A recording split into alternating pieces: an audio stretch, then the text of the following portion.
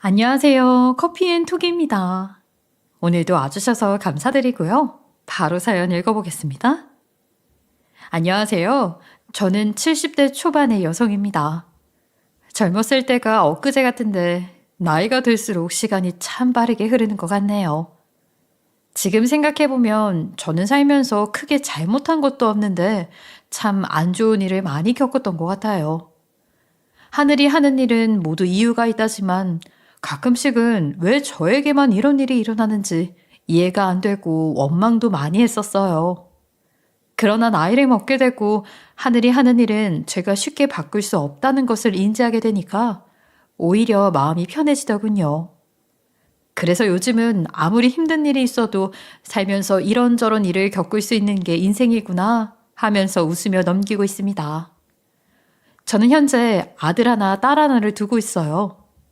지금은 아이들이 잘 자라죠. 각자 사회생활을 하고 있지만 어릴 때만 해도 좁은 방에서 참 힘들게 살아야 했죠. 사실 저는 아이들이 5살, 4살이던 때에 전 남편과 이혼을 했어요. 그 이유는 전 남편이 놀이에 빠져 있었기 때문이에요.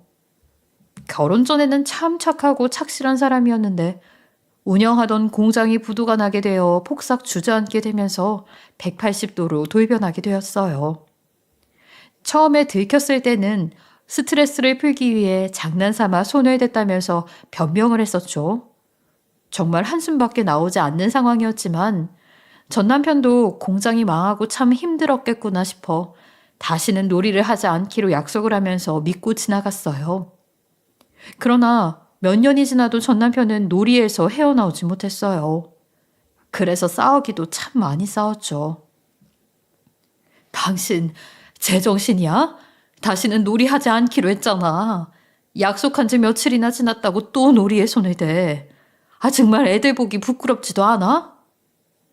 내가 뭐 죽을 죄진 것도 아니잖아. 당신은 내 인생에 관심 말고 애들 육아나 열심히 해. 전 남편은 시간이 지날수록 점점 막무가내로 나왔어요. 처음에는 사과라도 하고 넘어가려 하더니 나중에는 오히려 큰 소리만 뻥뻥 치고 집을 나가버리더군요. 그 모습을 보면서 정말 어이가 없었어요. 그래도 집에 어린 아이들이 있으니 최대한 전 남편의 못된 버릇을 고쳐보려고 했었어요. 그러나 몇 년째 계속 같은 일이 반복되었고 결국 사람은 쉽게 변하지 않는다는 것을 깨닫게 되었죠. 그래서 저는 싸우고 며칠 만에 들어온 전 남편에게 미리 준비해 놓은 서류를 내밀면서 이혼 통보를 하게 되었어요. 오늘도 밖에서 놀이하고 들어온 거지? 내가 뭐하고 돌아다니든지 네가 무슨 상관이야? 나는 더 이상은 못 참겠다. 우리 이혼하자. 애들은 내가 키울 테니까 서류에 사인만 해. 저는 당연히 한바탕 난리가 날 것이라고 생각했는데 예상외로 전 남편은 마음대로 하라면서 순순히 이혼 서류에 사인을 하더군요. 대신 본인도 돈 한 푼 없는 몸이니 재산 분할이나 양육비는 기대하지 말라는 이야기를 했어요. 사실 저는 받을 생각도 없었어요. 애초에 저희는 월세집에 살고 있을 정도로 재산이 많지 않은 상황이었고 매달 생활비도 모자라서 여기저기 손을 벌린 적이 많았거든요. 그래서 이혼을 하면서 받을 게 없다는 것을 인지하고 있었죠. 그래서 저는 이혼 절차가 마무리된 후 아이들을 데리고 나와 단칸방에 살면서 생선가게 아르바이트를 하며 살았어요. 물론 이혼 후 혼자서 아이들을 키우는 것은 쉽지 않은 일이었죠. 생선가게가 새벽같이 나가서 저녁 10시가 넘어야 퇴근을 할 수 있었고 경제적으로 여유가 없으니 먹고 사는 게 바빠 아이들 신경을 제대로 써주지 못했어요. 그래도 저는 아예 인복이 없는 것은 아닌 건지 착한 집주인분을 만나게 되었죠. 집주인분은 저희 가족의 사정을 알게 된 후부터 이것저것 많이 도와주셨어요. 안녕하세요, 아주머니. 이 시간에 저희 집에는 무슨 일이세요? 고구마를 좀 삶았는데 간식으로 먹어보라고 가져왔어요. 감사합니다. 마침 저희 아이들이 배가 고프다고 해서 간식거리를 찾아보고 있었는데. 저 혹시 일 나가 있을 동안 아이들 맡길 곳 찾고 있어요? 내가 일부러 들으려고 한 건 아니고, 우연히 마당에 나갔다가 통화하는 걸 들었어요. 네, 주변에 아는 사람도 없고 해서 고민 중이었어요. 괜찮다면 아이들은 내가 맡아줄게요. 어차피 윗집이니까 왔다 갔다 하기에도 좋고, 나도 혼자 지내기 적적해서. 아이고, 그래 주시면 저야 너무 감사하죠. 그런데 힘들지 않으시겠어요? 아이가 둘인데. 괜찮아요. 보니까 애들이 얌전하고 애교도 많던데 그냥 할머니 집 왔다 갔다 한다고 생각해요. 사실 저는 아이들을 맡길 곳이 없어서 막막했었죠. 그런데 우연히 집주인분께서 제가 친정언니와 전화하는 소리를 듣고 먼저 도움의 손길을 내어주셨어요. 덕분에 저는 걱정 없이 일을 나갈 수 있었죠. 그러나 저는 엄마의 역할을 제대로 하지 못하다 보니 항상 아이들에게 미안한 마음을 가지고 살았던 것 같아요. 그래도 저희 아이들은 충분히 삐뚤어질 수 있는 상황임에도 불구하고 큰 불만을 가지고 있지 않았으며 올바르게 잘 자라주었어요. 그렇게 오랜 시간이 지나 저희 아이들은 성인이 되어 사회생활을 하기 시작했어요. 게다가 저희 둘째 딸은 결혼을 하여 영국에서 살고 있죠. 대학교 다닐 시절에 학교에서 지원금을 받아 유학을 떠나게 되었다가 그 나라에서 회사 다니고 있던 사위를 만나게 되었고 고민 끝에 그곳에서 아예 자리를 잡게 되었어요. 아무래도 멀리 살고 있으니 자주 보지는 못하지만 타지에서 제 짝 만나 결혼도 하고 일도 하면서 행복하게 잘 사는 걸 보니 안심이 되더군요. 그리고 저희 첫째 아들은 현재 친한 대학교 선배가 운영하는 회사에서 부사장으로 있어요. 회사 초창기에는 장사가 잘 안 되는지 월급다운 월급 한 번 제대로 못 받아서 걱정이 많았죠. 누구에게나 꽃피는 시절은 찾아온다고 하잖아요. 매일 밤낮 없이 일을 하더니 어느 순간부터 판매 제품이 인기를 끌게 되었고 회사의 몸집이 커지게 되면서 꽤 많은 월급을 받게 되었어요. 그렇게 저희 아들은 4년 정도 일에만 매달리며 살다가 지금의 며느리를 만나 결혼까지 하게 되었어요. 어머니, 안녕하세요. 김지영이라고 합니다. 네, 반가워요. 우리 아들이 하는 말이 카페 하고 있다고 하던데 어디서 해요? 저는 오빠 회사 주변에서 하고 있어요. 그래요?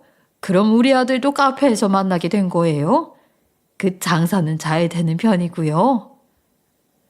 아직 시작한 지 얼마 되지 않았지만 손님들은 꾸준히 찾아오는 편이에요.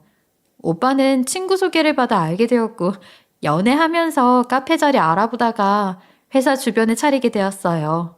며느리는 어른에 대한 예의도 지킬 줄 알고 말도 참 예쁘게 하는 편이었어요. 게다가 참하고 순해서 저희 아들이랑 잘 어울릴 것 같았죠. 사실 저는 아이들에게 해준 게 많지 않아서 시간이 많이 흘렀음에도 마음 한켠에 미안함을 가지고 있었어요. 그래서 본인들이 좋다면 누구를 데려와도 반대할 생각이 없었죠. 그래서 저희 아들도 딱히 반대를 하지 않고 곧장 결혼을 시켰어요. 그래도 다행히 며느리가 세심한 편이라 아들과 저를 잘 챙겨주고 예쁜 짓을 많이 해서 크게 걱정이 없었죠. 이야기를 들어보니까 저희 며느리는 할머니 손에 자랐다고 하더라고요. 그래서인지 가정교육을 잘 받은 게 딱 느껴졌어요. 일단 안부 전화는 특별한 일이 없으면 거의 매일 하는 편이었고 명절이며 김장철이 다가오면 제가 신경 쓰지 않아도 알아서 챙겼죠. 게다가 저도 세월을 이길 수는 없으니 여기저기 안 아픈 곳이 없었거든요. 그런데 그럴 때마다 며느리가 집으로 내려와 제 옆에 꼭 붙어 간병을 해주었어요. 그냥 뜨끈한 바닥에 몸지지면 괜찮다니까. 뭘 또 여기까지 내려왔어. 어머니 편찮으시다는데 제가 어떻게 가만히 있어요.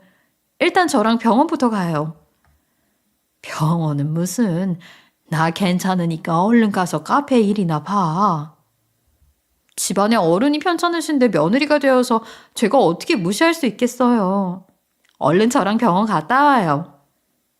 며느리는 제가 오지 않아도 된다고 하는데도 꼭 찾아와서 죽도 끓여주고 병원까지 데리고 가서 링거까지 맞춰주었죠. 저는 지극정성으로 챙겨주는 모습을 보면서 며느리 하나는 정말 잘 들였다고 생각했어요. 그래서 며느리에게 잘해주려고 노력을 많이 했어요. 집에 좋은 선물이 들어오면 항상 먼저 챙겨줬고, 아들네가 집에 올 때마다 며느리가 좋아하는 음식도 같이 만들어 상을 차려주었죠.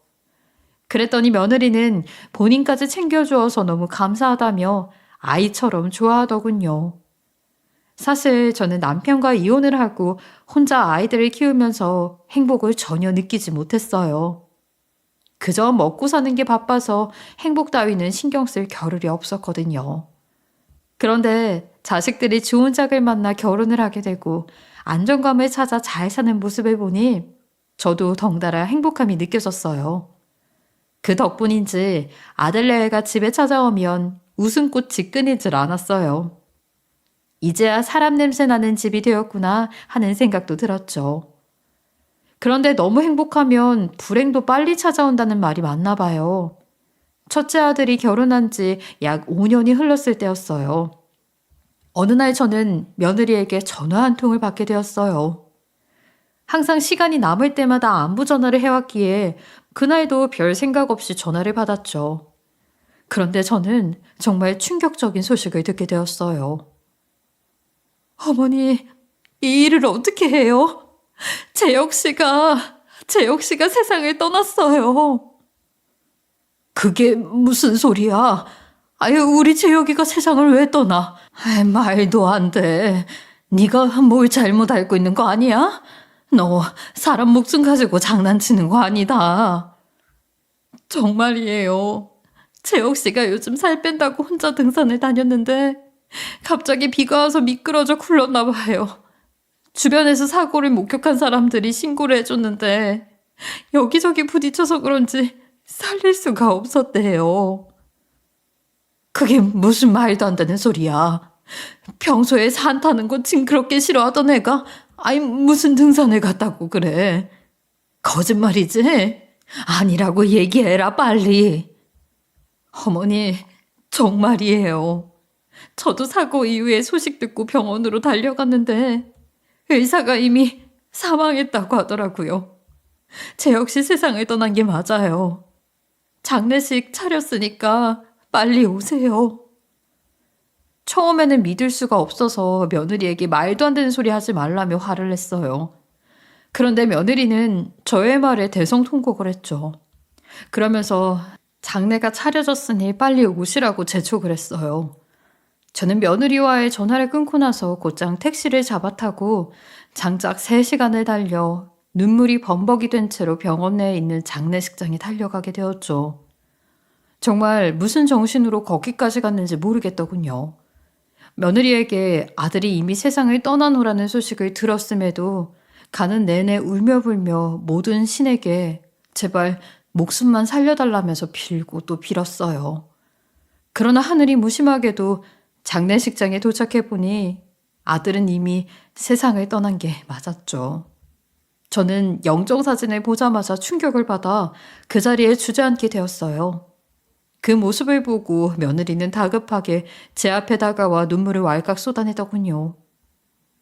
어머니, 이 일을 어쩜 좋아요? 제가 아침에 재혁 씨 나갈 때 날씨 안 좋으니 가지 말라고 말렸어야 했는데 정말 죄송해요.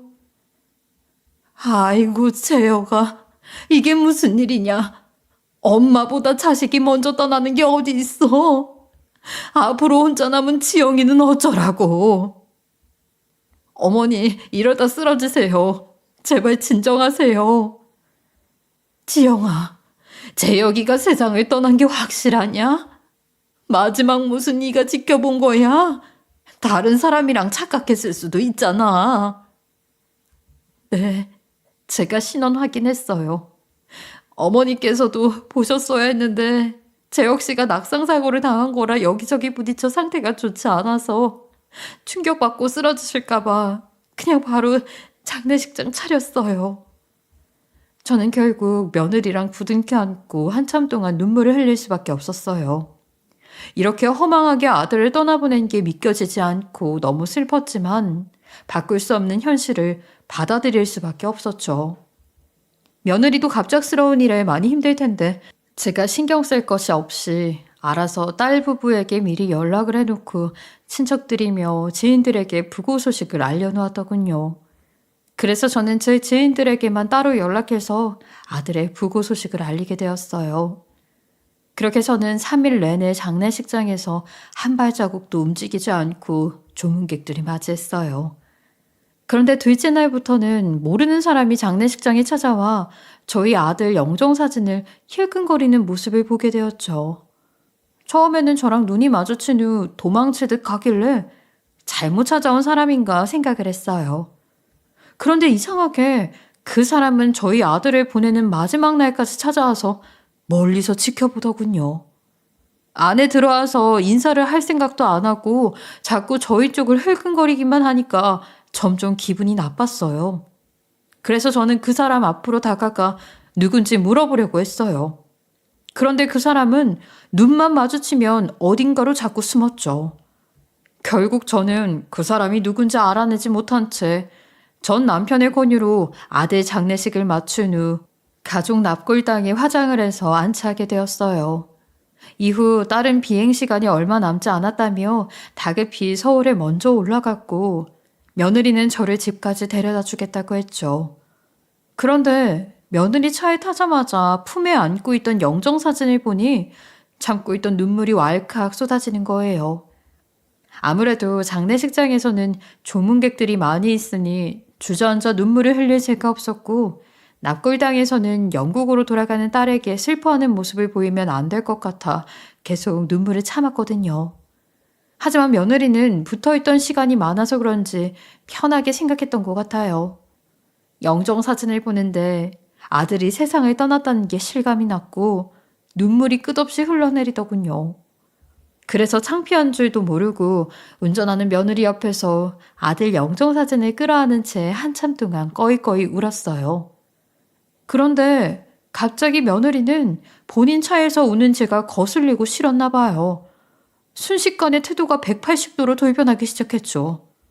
그때 한창 고속도로를 달리고 있던 상황이었는데 며느리는 울고 있는 저에게 정색을 하면서 화를 내더군요. 아, 진짜 시끄러워 죽겠네. 옆에서 자꾸 훌쩍거리면 운전하는 사람이 내비게이션 소리는 어떻게 들으라고요? 계속 운전 방해할 거면 당장 내려요. 미안하다. 조용히 할게. 저는 며느리의 큰 소리에 깜짝 놀라서 알겠다며 조용히 하겠다고 했죠. 그리고는 운전 방해가 되지 않도록 창문에 기대어 조용히 눈물을 훔치기 시작했어요. 저는 처음 보는 며느리의 모습에 적잖이 당황스러웠죠. 하지만 며느리도 아들을 보내면서 며칠 밤을 지새워야 했고 마음이 복잡해 자신도 모르게 이런 행동을 한 것이라는 생각이 들었어요. 그래서 화가 나기보다는 최대한 며느리의 눈에 거슬리지 않게 하려고 했어요. 그런데 며느리는 창문에 기대어 소리 없이 눈물을 훔치는 모습도 보기 싫었나 봐요. 아, 창문에 기대면 옆이 안 보이잖아요. 그리고 기분 나쁘게 왜 소리 없이 울어? 진짜 짜증나 죽겠네. 알았어, 지영아. 운전 중에 흥분하면 안 돼. 내가 안 울고 조용히 갈 테니까 그만하자. 저는 제 옆에 며느리가 다른 사람이 앉아있는 줄 알았어요. 5년 동안 봐오면서 화를 내는 모습을 처음 봤거든요.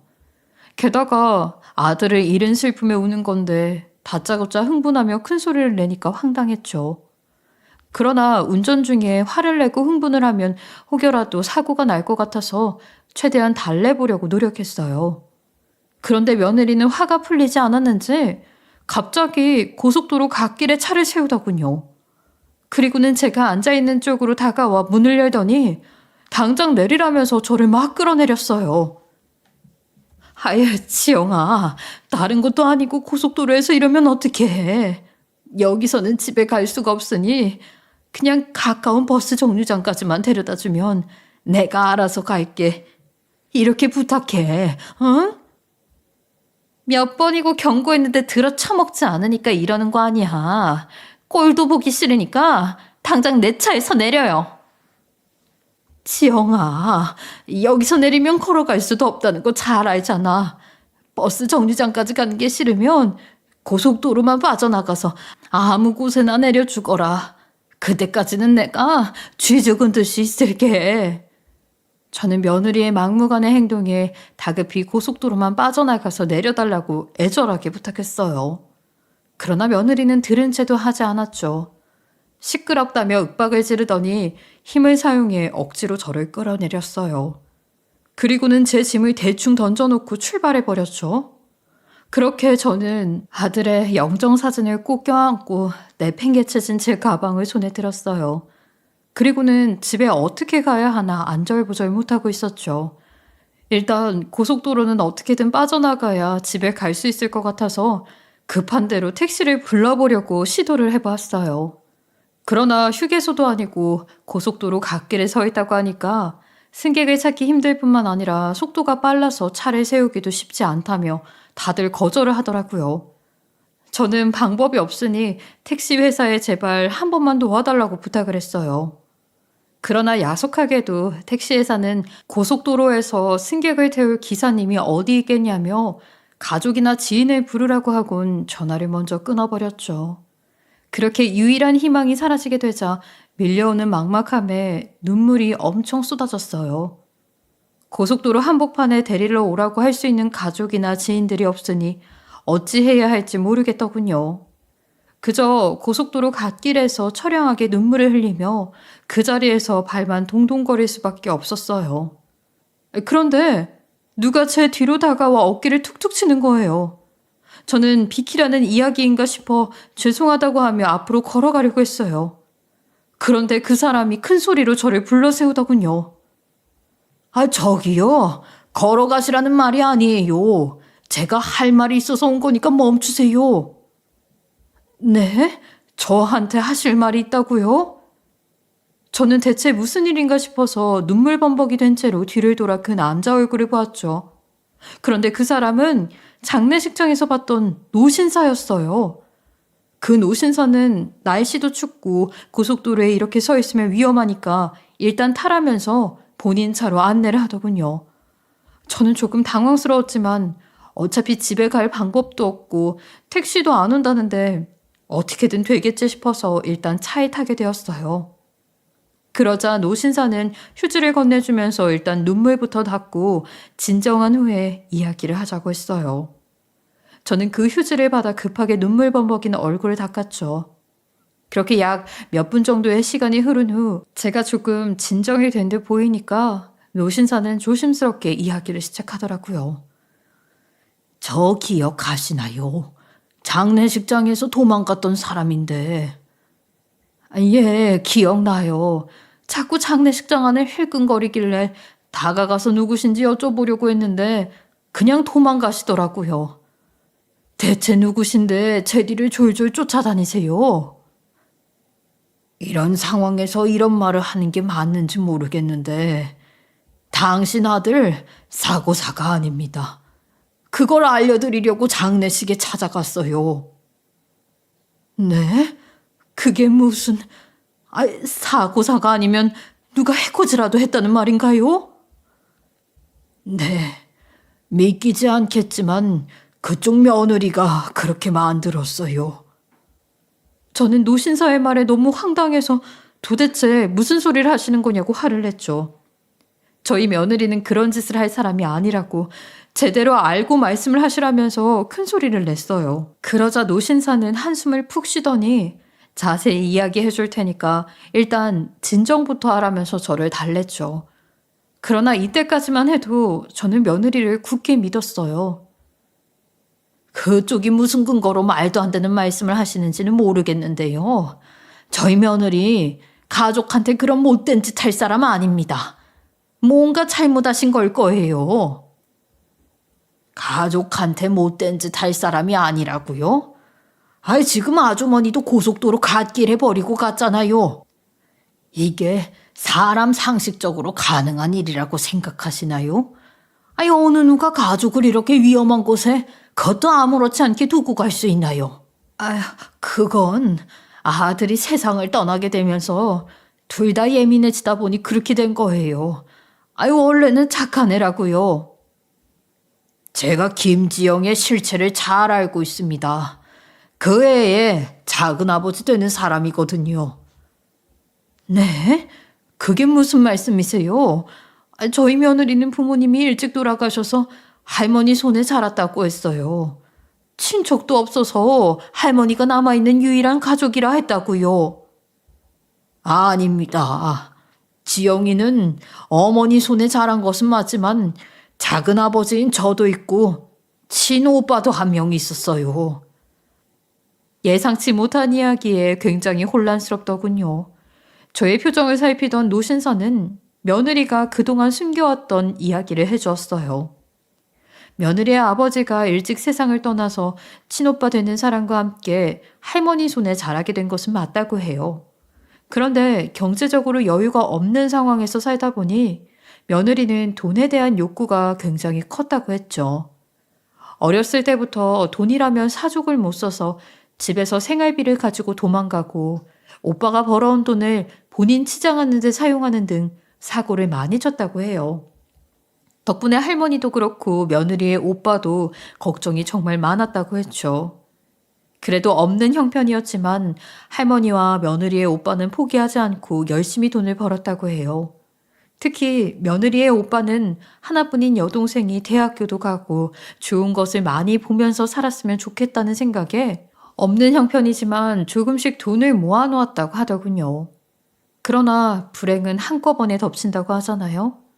며느리가 20살이 되던 해 할머니께서 급성 뇌출혈로 인사도 못하고 돌아가셨다고 해요. 게다가 며느리의 오빠도 공사장에서 아르바이트를 하다가 다리를 크게 다쳐서 움직일 수 없는 상황이 되었다고 했죠. 쉽게 말해서 집에 돈을 벌어올 수 있는 사람이 며느리밖에 없었다고 해요. 그러나 며느리는 자신의 오빠를 먹여 살리는 것은 싫었던 것인지 할머니가 돌아가시면서 받게 된 돈을 들고 그대로 집을 나가버렸다고 하더군요. 결국 혼자서 이러지도 저러지도 못하던 며느리의 오빠는 며칠간 며느리를 기다리다가 작은 아버지인 본인에게 연락을 해왔다고 했죠. 그래서 노신사는 다급히 집에 달려가 며느리의 오빠를 데리고 나왔다고 해요. 노신사는 아픈 친오빠를 무참히 버리고 간 조카에게 크게 화가 나서 전화를 걸어 한 소리 했다 했죠. 재영이니? 네 작은아버지다. 너 어떻게 움직이지도 못하는 지훈이를 집에 버려두고 갈 수가 있냐? 게다가 할머니 돈까지 가지고 나갔다면서? 너 당장 그 돈 가지고 이쪽으로 와라. 아, 작은아버지가 무슨 상관이에요. 그동안 한 번도 들여다본 적도 없으면서 이제 와서 챙기는 척 하지 마세요. 그리고 할머니는 돌아가셨으니 돈은 먼저 가져간 사람이 임자죠. 앞으로 2번으로 전화 오면 안 받을 거니까 다시는 전화하지 마세요. 며느리는 그렇게 전화를 끊어버렸다고 했죠. 노신사는 며느리의 막무가내 행동에 기가 차서 말이 밖으로 나오지 않았다고 해요. 마음 같아서는 등짝 몇 대 쳐주고 싶었지만 전화 연결도 안 되고 찾아올 생각도 없으니 일단 며느리 오빠의 치료에만 집중하게 되었다고 했죠. 혹시 평생 걷지 못하게 되면 어쩌나 걱정이 많았는데 꾸준히 병원에서 치료를 받다 보니까 상태가 많이 괜찮아졌다고 하더군요.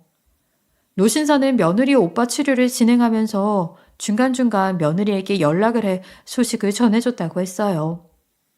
물론 속에서는 열불이 났지만 혹시나 뒤늦게 양심의 가책을 느끼고 찾아오지 않을까 하는 생각도 있었다고 해요.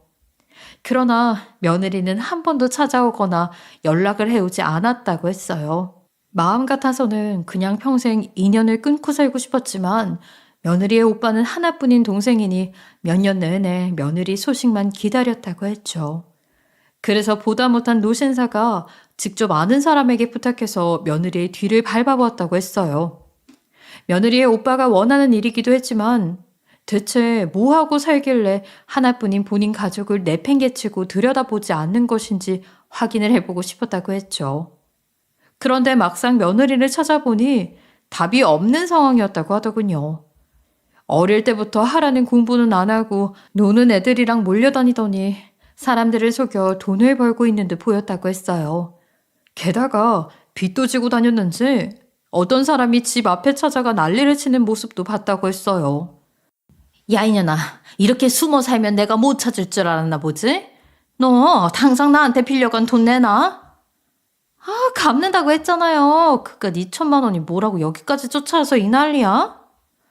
너 분명히 갚는다고 했다. 이번 달 안에 2천만 원 무조건 들고 와. 돈 안 갚으면 나 곧장 경찰서 갈 테니까 그렇게 알고. 노신사는 내신 며느리가 정상적으로 살고 있기를 바랐는데 빚쟁이한테 쫓기는 모습까지 보니까 마음이 안 좋았다고 했어요. 하지만 그렇다고 해서 도와주거나 하지는 않았다고 했어요. 며느리 성격상 가족이라고 해서 도와주기 시작하면 점점 더 큰 것을 바랄 게 분명했기 때문이라고 했죠. 그래서 그냥 뒤에서 지켜만 봤다고 했어요. 그랬더니 돈이 어디서 났는지는 몰라도 약속대로 2천만 원은 빚쟁이에게 갚은 듯 보였다고 했어요. 그리고 얼마 지나지 않아서 카페를 차리고 저희 아들과 결혼까지 하는 모습을 지켜봤다고 했어요. 노신사는 며느리가 비록 못된 짓을 하면서 살았지만 카페도 차리고 가정도 꾸려서 나름 정상적으로 살려고 노력하는 듯 보였다고 했죠. 그래서 그나마 다행이다 싶어 그냥 내버려뒀다고 해요. 물론 언제 사고를 칠지 모르고 며느리 오빠도 소식을 궁금해하니까 가끔씩은 카페 일을 잘하는지만 지켜봤다고 했어요. 그러나 최근 카페에 다시 가보니 아직 정신을 못 차린 것인지 빚쟁이들이 또 쫓아와서 가게를 뒤집어 엎고 난리를 치며 밖으로 나오는 모습을 보게 되었다고 해요. 그리고 며느리가 그 사람들에게 무릎을 꿇고 어떻게든 일주일 안에 돈을 구해서 갚겠다고 이야기하는 것을 두 귀로 똑똑히 들었다고 했죠. 그 모습을 보는데 아마도 조만간 사고를 크게 칠 것 같은 불길한 예감이 들어 조용히 뒤쫓아 다녔다고 해요. 그런데 노신사는 이야기를 하다 말고 저에게 청심환을 하나 꺼내 내밀었어요. 그러면서 충격을 받을 수 있기 때문에 일단 먹고 들어야 할 것 같다고 했어요. 대체 무슨 이야기를 하려고 청심환까지 내미는 것인지 도무지 이해가 되지 않았지만 일단 저는 주는 대로 먹었죠. 노신사는 제가 청심환을 삼키는 것까지 보더니 한숨을 크게 쉬고 다시 이야기를 시작하더군요. 혹시나 싶어 제가 뒤에서 따로 알아보았는데 지영이 이게 어느 정신병원 원장이랑 짜고 아드님을 가둬놓은 다음 세상을 떠난 척 위장을 했어요. 예? 그게 무슨 말씀이세요? 며느리가 왜 그런 짓을 해요? 아마도 돈 때문에 그런 것 같아요. 아드님이 세상을 떠나게 되면 모든 재산은 본인 것이 될 테고 또 절친하게 지내는 사람들이 돈 좀 있는 편이니 조의금도 빵빵할 것이라고 생각한 것 같아요. 그럼 지금 우리 재혁이가 정신병원에 갇혀 있다는 말씀이신 거죠? 그럼 제 아들이 살아있다고요? 예, 지영이가 인적 드문 카페 뒷골목에서 정신병원 원장이랑 통화하는 얘기를 들었어요. 아무렇지 않게 본인 계획을 이야기하더라고요. 그래서 나중에 요긴하게 쓸 것 같아 그때 통화 녹음해 놓은 파일이랑 며칠 뒤 아드님이 정신병원에 억지로 끌려가는 모습을 담은 사진까지 확보해 두었어요. 아들 장례식장에서 염을 할 때는 제가 충격을 받을까봐 며느리가 기필코 저를 말려서 들어가지도 못하고 아들 얼굴을 확인도 못했거든요. 그렇다면 아들 대신 죽은 사람은 대체 누군지 그것도 한장할 노릇이었어요. 저는 일단 노신사가 저에게 준 증거물들을 받았어요. 사진과 녹음본을 듣고 난 후에야 노신사의 말을 모두 믿을 수 있었죠. 그리고 아들이 살아있다는 안도감과 며느리에 대한 배신감 때문에 눈물이 펑펑 쏟아졌어요. 노신사는 서로 깨우는 저의 모습을 보면서 제 아들은 지금 멀쩡하게 잘 살아있고 곧 만나게 될 테니 걱정하지 말라고 하더군요. 그런데 한참 울고 나니까 노신사가 왜 저를 찾아온 것인지 뒤늦게 궁금해졌어요. 그런데 저한테 이렇게 소식을 알려주고 증거물을 가져다 주신 이유가 뭐예요? 아무리 미운 짓을 해도 조카 일이라 쉽지 않았을 텐데. 물론 쉽지는 않았죠. 하지만 가족을 먹여 살리기 위해 노력한 오빠를 무참히 버리고 돈 때문에 그런 못된 짓을 일삼는 지영이의 행동을 멈춰야 했어요. 거짓말도 하루가 다르게 크기가 불어나는 법인데 이런 일을 모른 척 내버려두면 나중에는 더 큰 일을 저지르지 않겠어요? 저야 아들이 살아있다는 것을 알려주시고 증거물까지 가져다 주시니 감사하기는 하지만 정말 괜찮으시겠어요? 제가 이러는 이유는 죄책감 때문이기도 해요. 저희 형이 떠날 때 두 조카들과 어머니를 잘 보살피겠다고 약속했는데 저도 경제적인 여유가 없다 보니 제대로 챙길 수가 없었거든요. 그런데 조카가 못된 짓을 일삼으며 살고 있으니 그게 다 제 탓인 것 같아서 이제라도 바로 잡으려고요.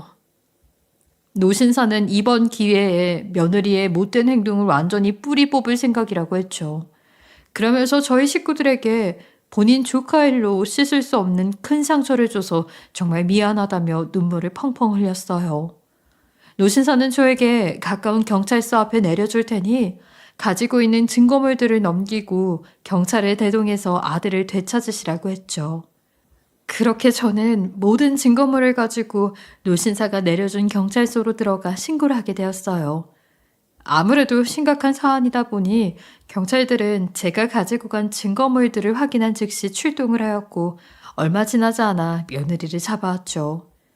그리고 저는 경찰관님들과 함께 정신병원으로 찾아가 살아있는 아들을 볼 수 있었어요. 저는 떨리는 손으로 아들 얼굴을 만지면서 드디어 찾았다는 안도감에 눈물을 흘릴 수밖에 없었죠. 너 진짜 재혁이 맞지? 내 아들 맞는 거지? 네, 저 재혁이 맞아요. 엄마 아들 맞으니까 이제 안심하세요. 고맙다. 살아있어줘서 정말 고마워. 엄마, 이런 일 겪게 해서 정말 죄송해요. 여기 들어오자마자 휴대폰을 빼앗기고 방 안에서 나오지 못하게 가둬놓으니 제가 할 수 있는 게 없었어요. 얼굴을 붙잡고 펑펑 우는 제 모습을 보면서 아들은 이런 일을 겪게 해서 미안하다며 같이 눈물을 흘렸어요. 그렇게 아들은 경찰관님의 도움으로 정신병원에서 풀려나게 되었고 고장 변호사를 찾아가 며느리에게 이혼 소송을 걸었죠. 이뿐만이 아니라 감금과 문서 위조로 추가 소송을 하게 되었고 빼앗긴 전 재산을 되찾고자 할 수 있는 것들은 모두 다 걸고 넘어졌어요. 며느리는 이번 일을 통해 조사를 받으면서 그동안 사람 속이고 다닌 행각들이 모두 발각이 되었죠. 그래서 사기죄까지 함께 받아야 했어요.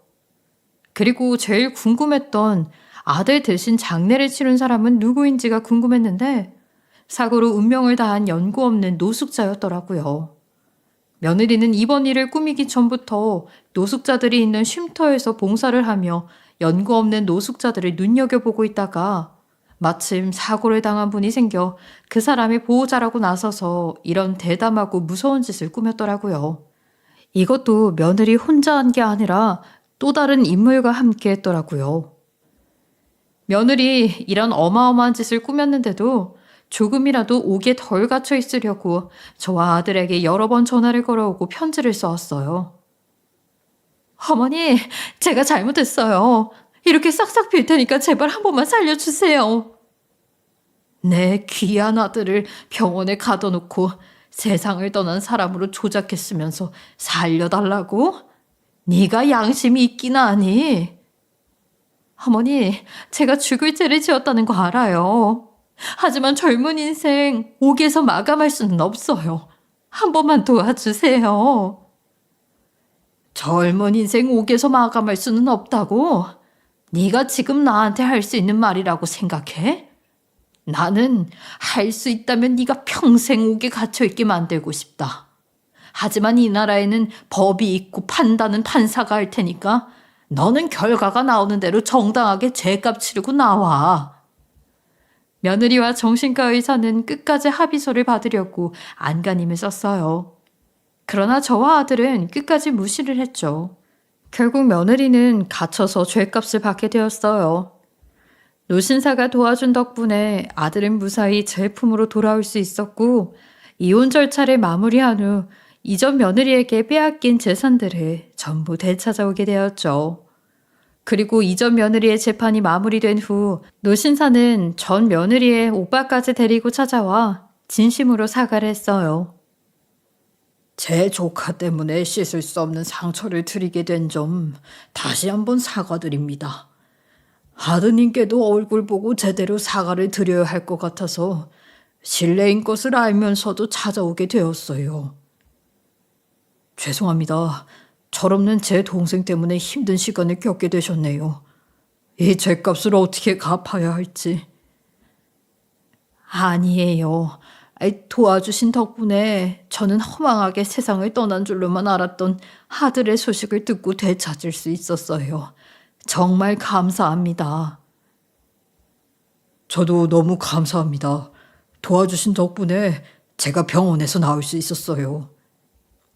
사실 이전 며느리의 가족들에게 감사하다고 이야기를 하는 게 참으로 아이러니한 상황이었어요. 솔직히 이전 며느리가 저지른 일 때문에 상처를 받지 않았다고 한다면 그건 거짓말일 거예요. 하지만 노신사 덕분에 아들을 되찾았다는 것은 변함없는 사실이고, 무엇보다 두 사람은 죄가 없잖아요. 죄는 이전 며느리가 지었는데 이렇게 가족들이 와서 사과하는 것도 말이 안 된다고 생각했죠. 그래서 노신사와 이전 며느리의 오빠에게는 감사 인사만 하고 그냥 돌려보냈습니다. 저는 이번 일을 통해 사람이 얼마나 잔인한 존재인지 다시 한번 깨달을 수 있었어요. 이전 며느리의 실체가 밝혀지고 나서 저와 아들은 한동안 힘든 시간을 보내야 했어요. 어떤 사람들은 이전 며느리가 이미 옥에 갇혀있고 죄는 미워해도 사람은 미워하지 말라는 말도 있으니 그만 용서하라고 이야기를 하더군요. 그러나 이번 일로 받게 된 상처가 워낙 깊어서 저희 두 사람은 이전 며느리를 평생 용서하지는 못할 것 같네요. 그래도 저와 아들은 서로 상처를 보듬고 다시 살아가고자 노력을 하고 있어요. 덕분에 요즘은 조금씩 웃는 날들이 많아졌어요. 예전처럼 다시 하하호호 웃는 날이 돌아오기까지 꽤 많은 시간이 걸리겠지만, 이렇게 조금씩 웃으며 행복해지려고 노력하다 보면 앞으로 좋은 일들이 생기지 않을까 싶네요. 애청자님들, 긴 글 들어주셔서 감사하고요. 행복한 일상이 가득한 한 해 되시길 바라겠습니다. 지금까지 커피앤톡이었습니다. 오늘도 끝까지 함께 해주셔서 감사하고요. 다음 영상으로 또 찾아뵙겠습니다.